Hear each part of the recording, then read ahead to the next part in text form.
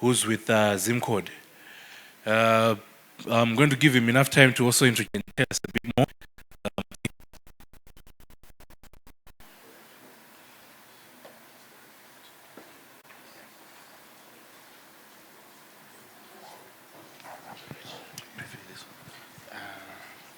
Thank you very much. Introduce myself. I'm not sure if I'm very good at that as well. Yeah, thank you.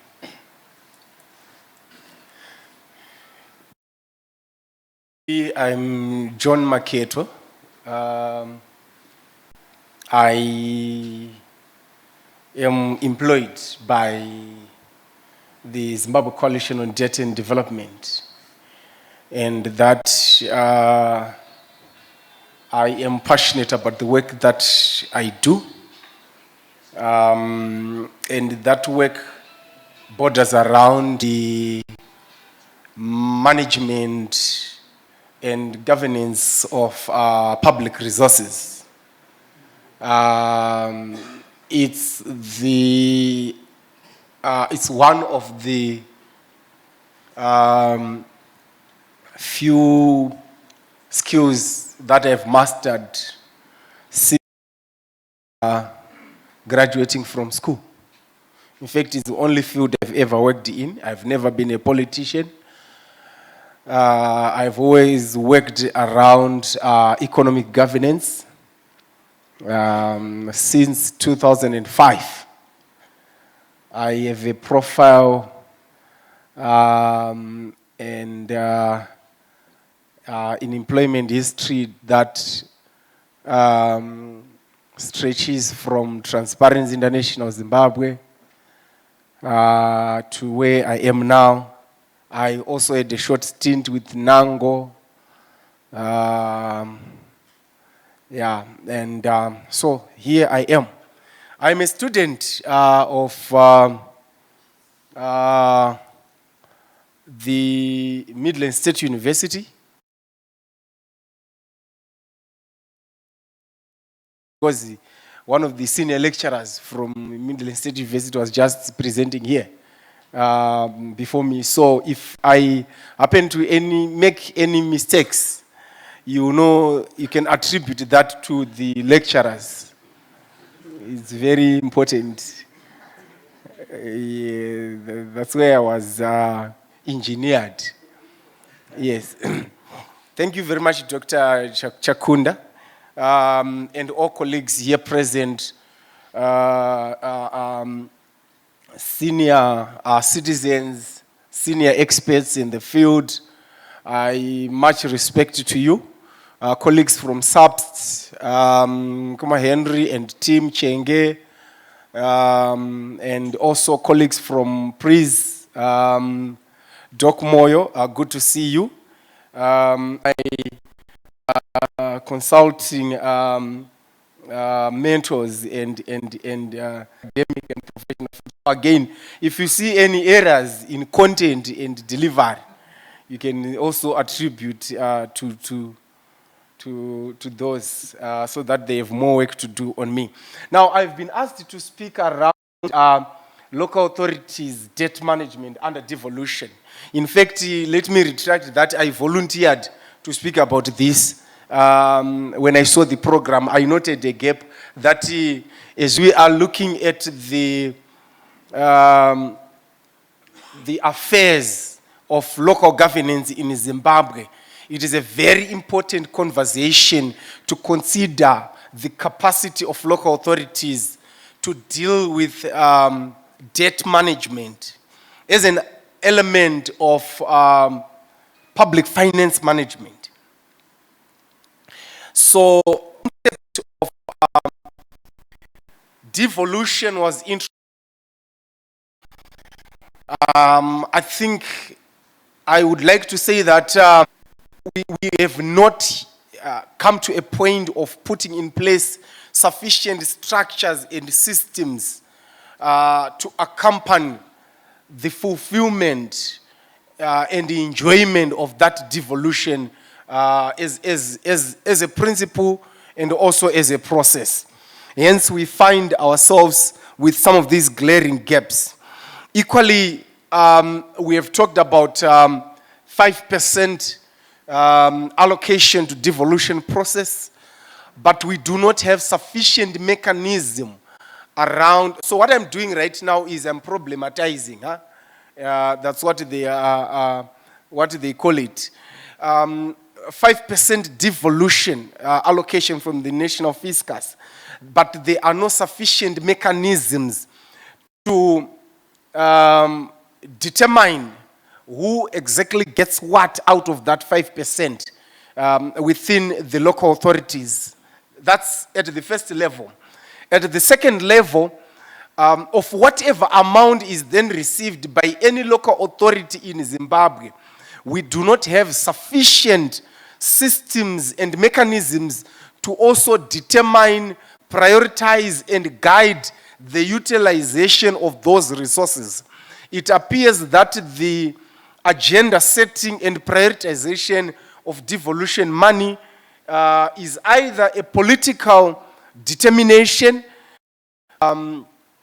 or there is no formula, or it's one of those sophisticated algorithms that is then applied to determine the utilization of devolution money at the institutional level of local governments. Similarly, coming to the debt question, we do not have sufficient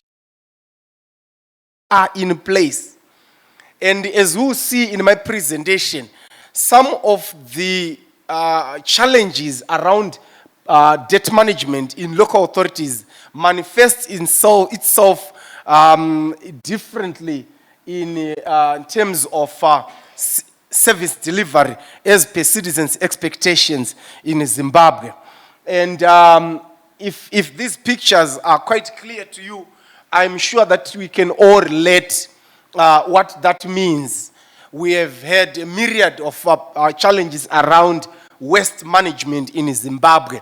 And actually we can recollect some issues to do with debt management around waste management dating back to the 90s.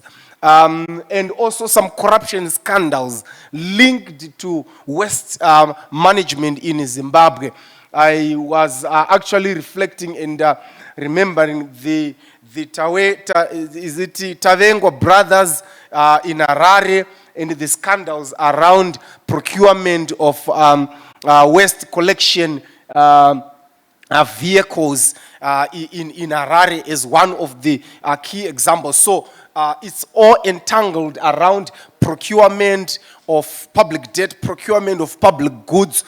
And I want also to emphasize that our debt management definition or comprehension, both at the central and local government level, misses a very important aspect of the fact that you can end up having a debt stock in your books without actually having entered into a loan contract.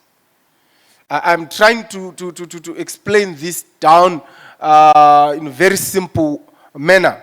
It is very possible to have a debt without signing a loan contract.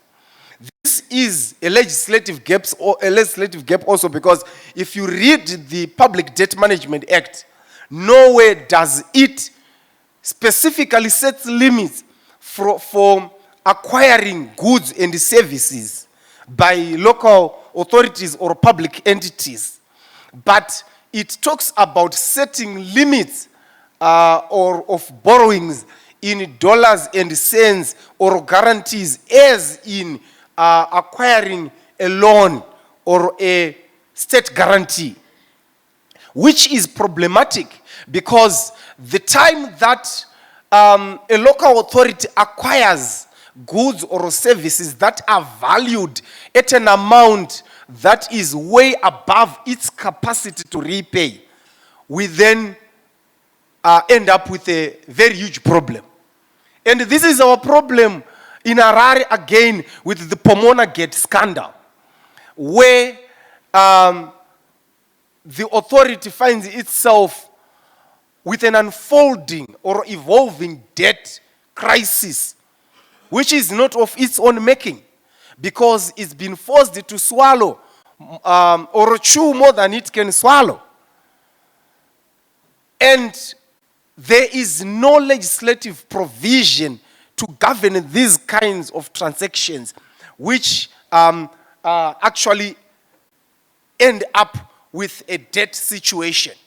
And in many of these local authorities, we find that they are carrying very huge debt burdens that have something to do with waste management, with health provisions, water management, water and sanitation as well, and road infrastructure, as well as urban settlements issues and issues around energy provision. So the challenges can be summed up around some of these issues that I've highlighted above, which include, but most importantly, I need to underline that all of the challenges that we see around debt management at the local authority level, they are underpinned on lack of the rule of law and also the appetite not to implement or live to the full extent of the law. So we have seen over time people getting away with what is kindly described as financial mismanagement, described as maladministration.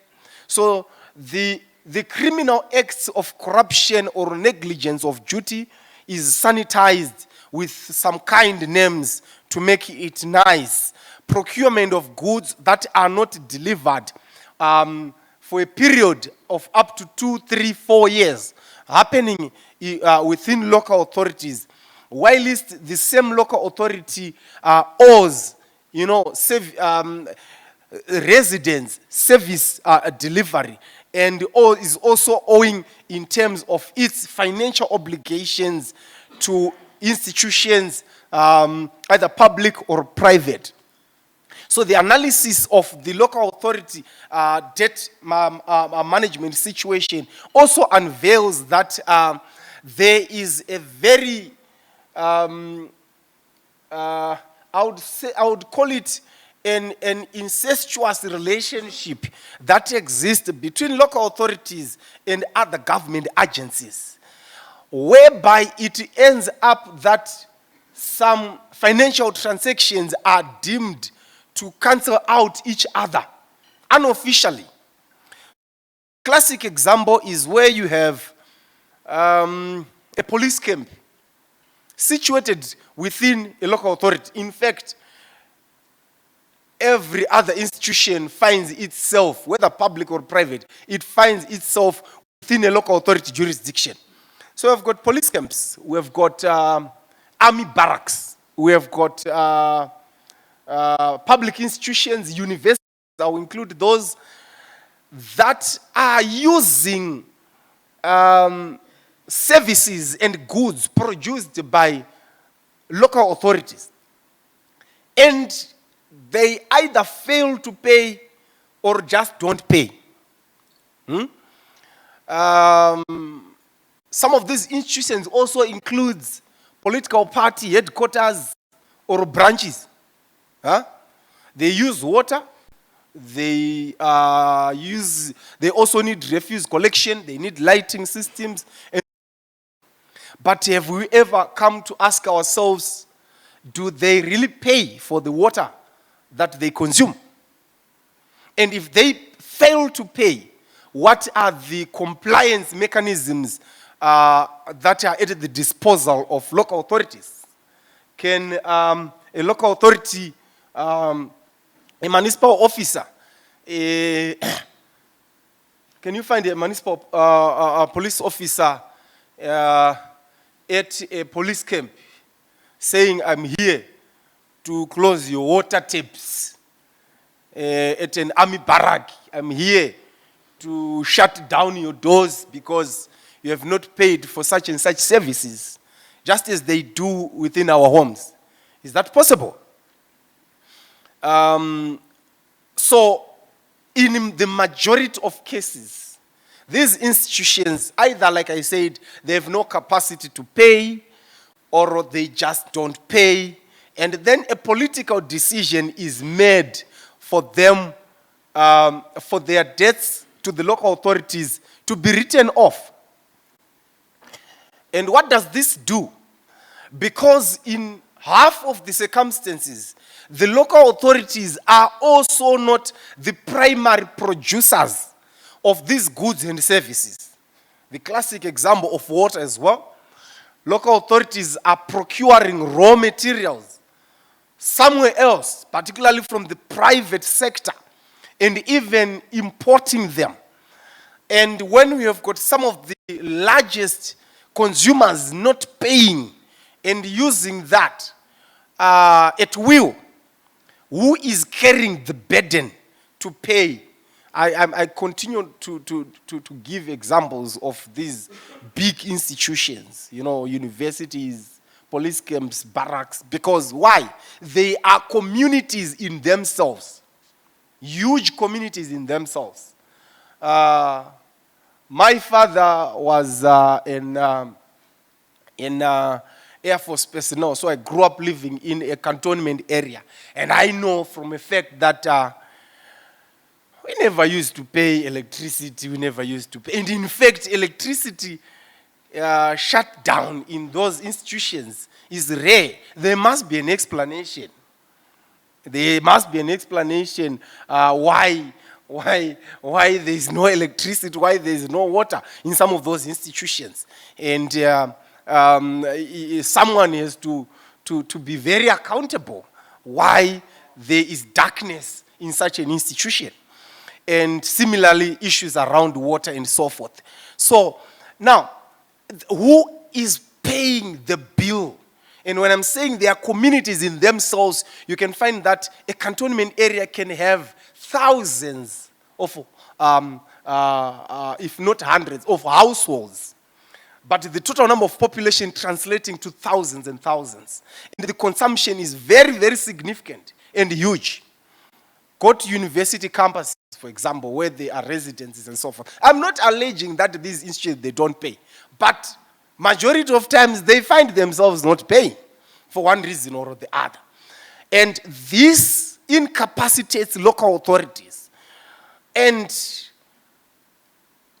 when local authorities fail to pay their ZIMRA dues, when they fail to pay their ZESA dues, ZESA has the audacity to go and switch off electricity at the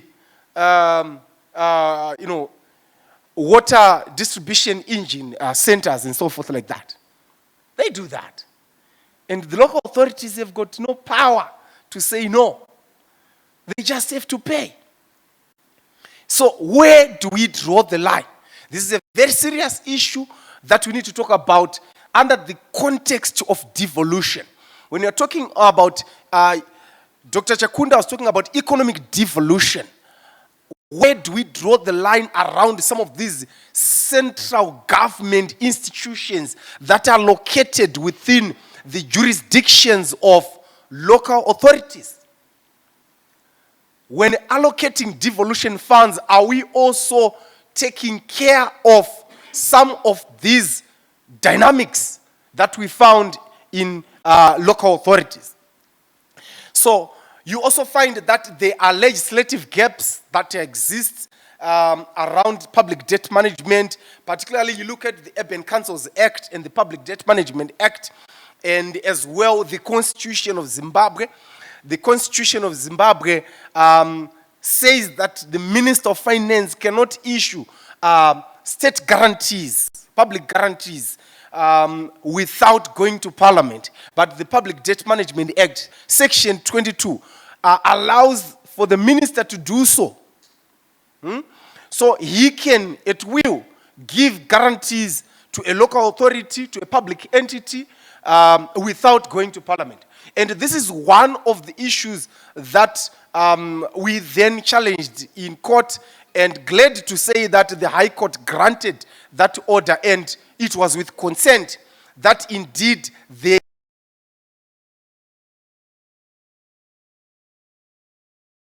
Act to ensure that there is alignment of those provisions. And some of the problems are also, the challenges are located within the context of elite capture and political interference.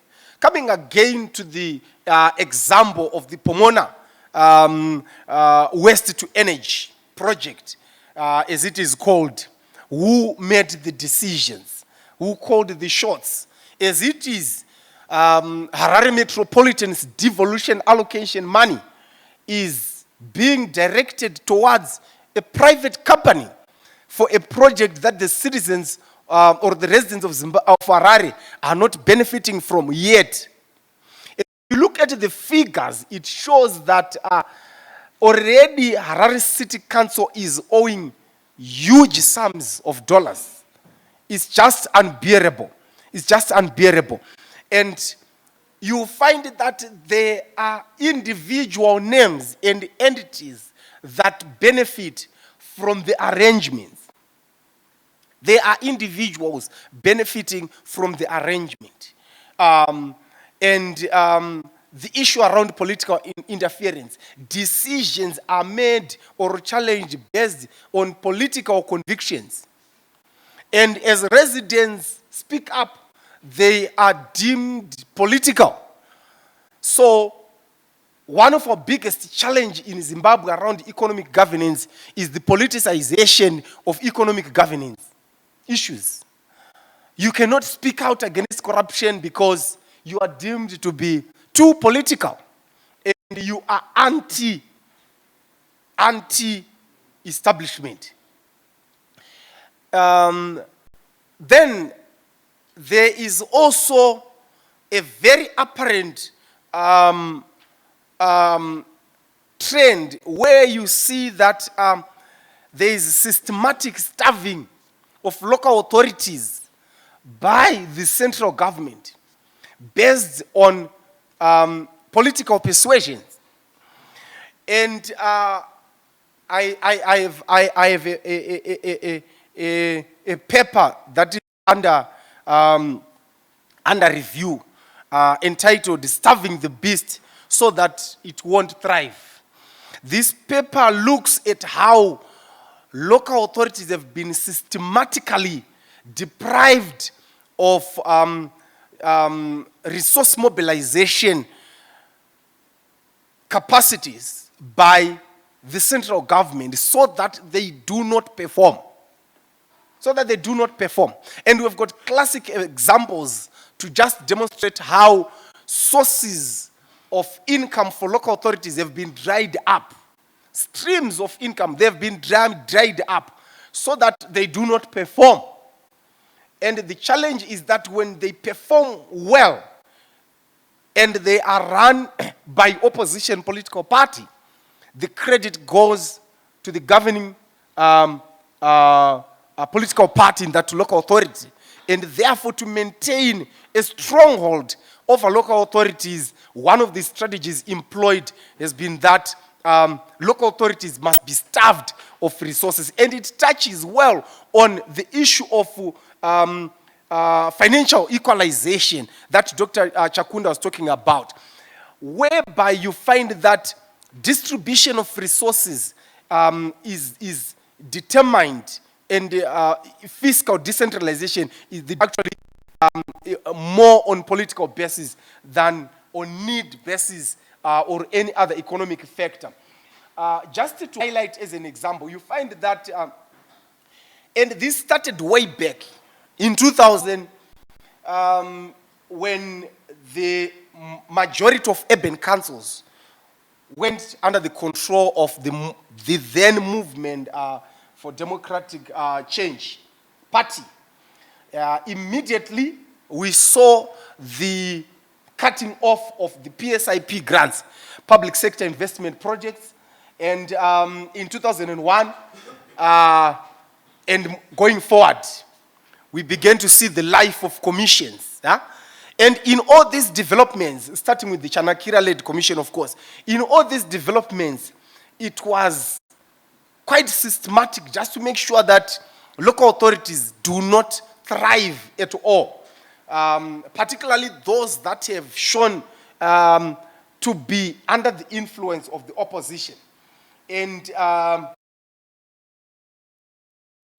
was also thrown away, or with the agenda of taking control of local authority resources. And I've already alluded to the issue of commissions, Chanakira-led commissions, Makwabarara commission, and these commissions were getting their terms of reference from central government. So effectively, we are seeing, we begin to see the localization of local authority governance. And in 2005, we remember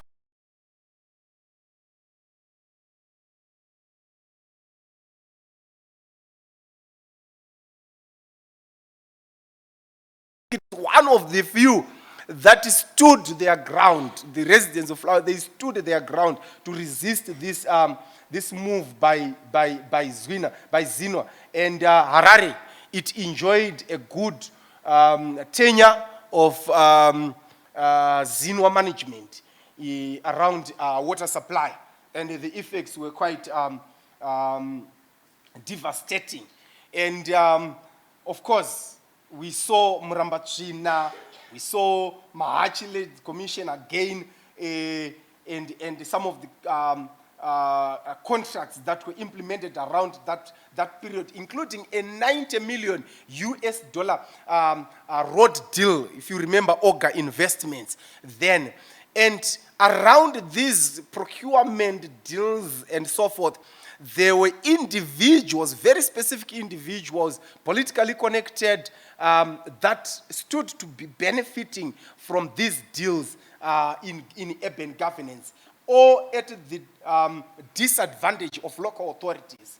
And at some point, Harare City Council was supported to secure a loan from China, the 144 million, a deal to improve water management in Harare. But up to now, the water woes in Harare, they persist.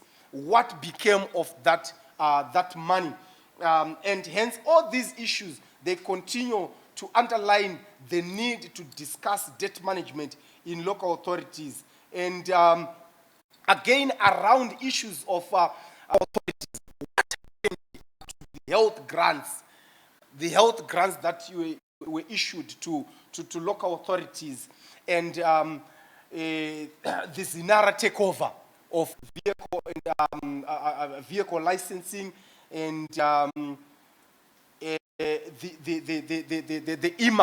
EMA attempted takeover of waste management. These are all traditional sources of income for local authorities. And where am I heading with income dried up? It leaves local authorities with very little room to maneuver other than borrowing domestically and externally, or entering into service provision agreements, which mostly do not favor the local authorities.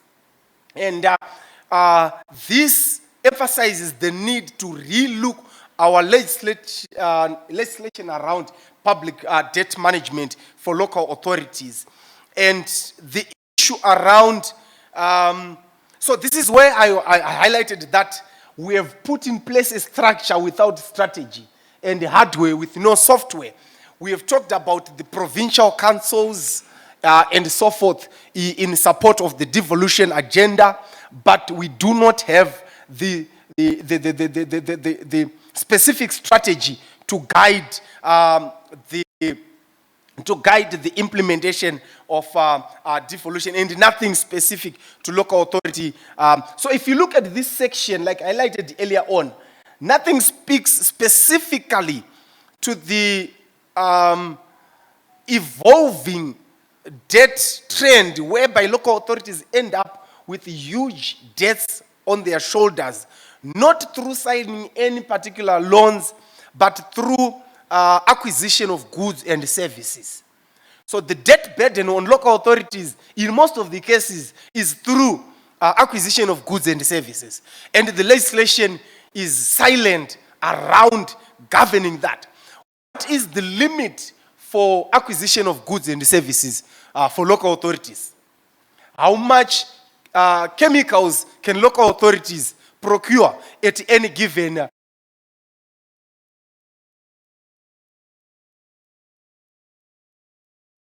particular goods or services, so that they do not exceed their debt capacity? So, at the end of the day, we find local authorities crippled and failing to provide services because they are owing their employees. They are owing ZIMRA. They are owing this particular entity. And every cent that trickles in forms of revenue first goes to attend to those obligations. And therefore, there is need to talk about debt management in local authorities at the very least, and actually put in place some of those legislations. I want to wind up and quickly talk about some of the recommendations that I would like to proffer. Already I've talked about the need to amend and strengthen the legislation, starting with the Public Debt Management Act, and make sure that it includes the governance and management of public debt at the local authority level if we are serious about devolution. If local authorities are going to play a critical role in the management of public finances, then we need to face the reality that they will sometimes borrow to supplement the resources they have.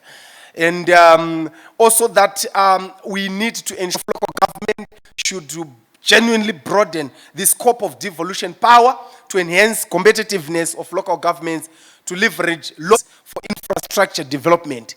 Can local authorities, uses that they have, they improve service provision towards reducing dependence on central government to deliver sustainable levels of service in the context of shrinking central government support. No doubt, central government support is shrinking. I've already highlighted and demonstrated that some of the intergovernmental transfers, they've been dwindling, or in fact, they are no longer existing. An example around the health grants, among others. And therefore, there is need for urban authorities to rethink other sources of income for their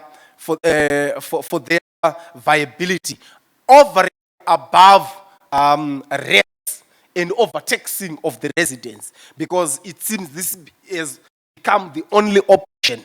And one of the economic experts and political thinkers not takes overtakes. You can tax people to a certain level, but what we're seeing is that residents are actually overtaxed. The issue of and whoever brought this idea of vehicle clamping, may God be with that person. God be with that person. Some of the local authorities in Zimbabwe, if you have ever traveled or passed through Chinoi, you need to be very, if you think Ulawa, Harare, Gweru are clamping people, passing through Chinoi is a dangerous place. You just need to be very careful. And I think they are overdoing it.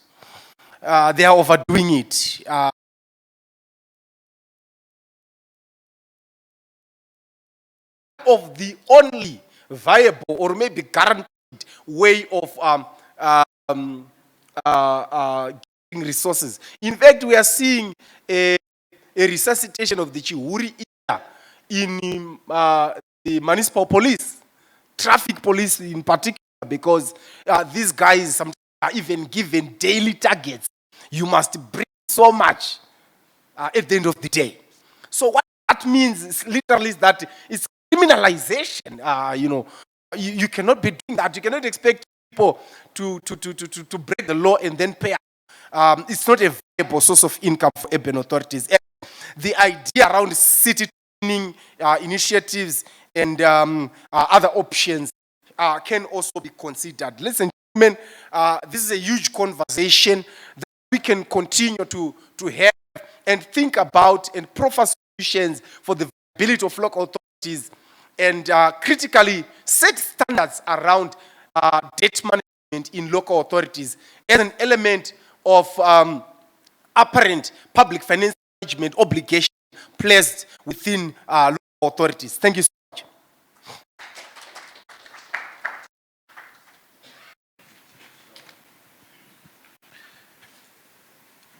Wow, thank you very much. Right now, I'll just, in case there are any, call them views, I'll just take two right now, and then we'll take the over to the plenary session. Any views? Okay. Thank you very much, moderator. My name is Ngulule Gosbanda. Just to reflect briefly on what Mr. Maketo said in his presentation. A amount of covering local government issues. I've realized that in some of these cases, it's basic dereliction of duty by some of these officials that are employed in some of these local